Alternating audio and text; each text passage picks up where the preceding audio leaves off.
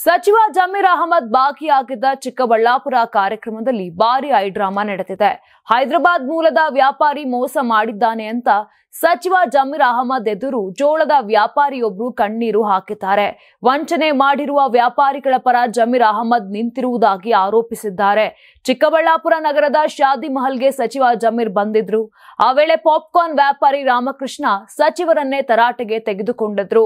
ನೀವು ಮಧ್ಯಸ್ಥಿಕೆ ವಹಿಸದೇ ಇದ್ದಿದ್ರೆ ನನ್ನ ಹಣ ನನಗೆ ವಾಪಸ್ ಬರ್ತಿತ್ತು. ನನ್ನ ಸಾವಿಗೆ ಜಮೀರ್ ಮತ್ತು ತೆಲಂಗಾಣ ವ್ಯಾಪಾರಿಗಳು ಕಾರಣ ಎಂದು ರಕ್ತದಲ್ಲಿ ಡೆತ್ ನೋಟ್ ಬರೆದುಕೊಂಡು ಬಂದಿದ್ದಾನೆ. ಜಮೀರ್ ಅಹಮದ್ಗೆ ಡೆತ್ ನೋಟ್ ತೋರಿಸಿ ನಾನು ಸಾಯ್ತೇನೆಂದು ಕಣ್ಣೀರು ಹಾಕಿದ್ರು.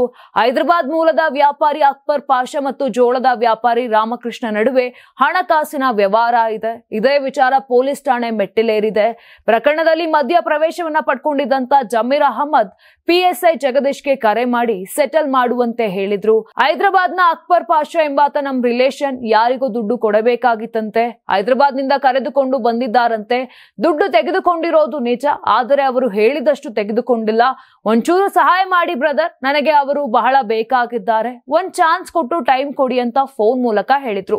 ಇದಕ್ಕೆ ಪಿಎಸ್ಐ ಜಗದೀಶ್ ಅದೊಂದು ಚೀಟಿಂಗ್ ಕೇಸ್, ಎಫ್ಐಆರ್ ಆಗಿತ್ತು, ಅವರಿಗೆ ನಾವು ಚಾನ್ಸ್ ಕೊಟ್ಟಿದ್ದೇವೆ, ಕ್ಲಿಯರ್ ಮಾಡಿಕೊಳ್ಳಲಿ, ಕೇಸ್ ಕ್ಲೋಸ್ ಮಾಡ್ತೀವಿ ಅಂತ ಹೇಳಿದ್ವಿ. ಹೈದರಾಬಾದ್ಗೆ ಹೋಗಿ ಅಲ್ಲಿಯೂ ಹೇಳಿದ್ವಿ, ಇಲ್ಲಿಯೂ ಕರೆದುಕೊಂಡು ಬಂದು ಹೇಳಿದ್ದೇವೆ. ಅವರಿಬ್ಬರಿಗೂ ಈಗೋ ಪ್ರಶ್ನೆ, ಇಬ್ಬರು ಒಪ್ಪುತ್ತಿಲ್ಲ ಅಂತ ಉತ್ತರವನ್ನ ಕೊಟ್ಟಿದ್ರು.